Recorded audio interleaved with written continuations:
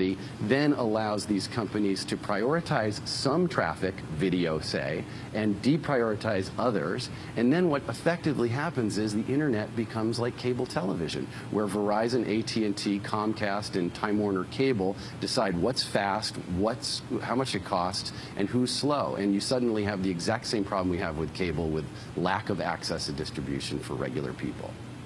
Now, do you think there may have been some naivete or errors on the part of the consumer advocates in this alliance that's been in existence now for several years with companies like Google and the eBays of the world, that there was a sense that they would stick up for the right thing on the issue of net neutrality, but now that it's become the proper price that they like has apparently been offered by Verizon, they're now willing to desert the advocates and move over to a deal with the telecom companies? No, I think at the time it certainly was a smart tactical decision. Remember, we had a presidential candidate in Obama that literally said, I will take a backseat to no one for net neutrality. Those are strong words. And suddenly we have all these powerful industry players echoing that sentiment and agreeing specific with the identical policy that the public interest community wanted.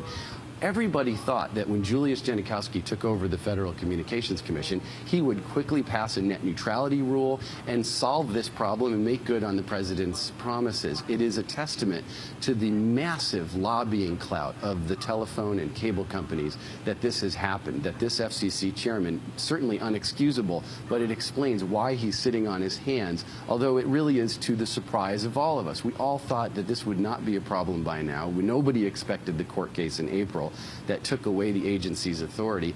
Many people are not talking about the fact that it would be very easy for Chairman Genachowski, he has the votes, to simply move what's called a reclassification of agency authority, and he could reestablish his authority at the agency, and we could solve this problem. And what's really the most alarming thing, Juan, is the fact that what we're seeing is the same old, the same kind of approach to policymaking and regulation that we saw in the run-up to the financial crisis, the same kind of oversight that we saw with the oil spill. It's the same kind of money and politics kind of running the show and running the table in Washington. And at some point, we have to stop it, because the fact is, if we can't deal with this money and politics problem and the campaign finance problem, and if we cannot ensure quality journalism and access to information for the American people, we have no democracy. It will not work. And those are the two linchpins of our current democracy, and every problem with every other issue circle back to them. Fortunately, especially with this internet issue, there is something you can do. You can go to SaveTheInternet.com. You can take action, join millions of people who get it and are starting to get involved. And what about Congress, the overwhelmingly Democratic Congress? Is there any hope that Congress can step in and right what's occurred right now and be able to put some limits on these deals that are being put together by Google and Verizon and the other companies? The reason Congress can't act on this in a way that's reliable is the same reason that the health care bill got glutted with loopholes. The telephone and telecom industry is second only to big pharmaceutical in Washington spending. They run the table with the U.S. Congress, and it's well known in town. The fact is that we had all but one House Republican vote against the FCC having any authority over internet service providers.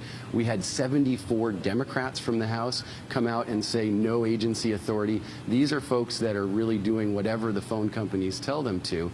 And so if you leave this to Congress, you can be certain that if there is any legislation, it too will be riddled with loopholes and the consumers will pay. Finally, Google is denying this. They said, we have not had any conversations with Verizon about paying for carriage of Google traffic. We remain as committed as we always have been to an open internet. Josh Silver, your response. Those are bogus and expected denials. They also, it should be noted, they've been very opaque. They've been in short statements and Twitter feeds. The fact is that what Google is saying is almost like saying, we don't want to sell cigarettes to 9-year-olds, but we want to be able to sell cigarettes to 9-year-olds if we decide to. That's the analogy that you could use in this case. And Google's slogan, do no evil?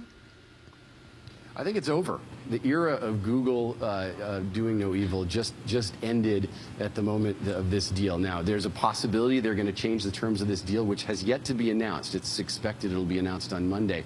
But if they go ahead with this, Google is joining the ranks of the evil corporations that will do anything to make a profit at the consumer's expense. Josh Silver, we want to thank you for being with us, President and CEO of Free Press. That's freepress.net. This is Democracy Now!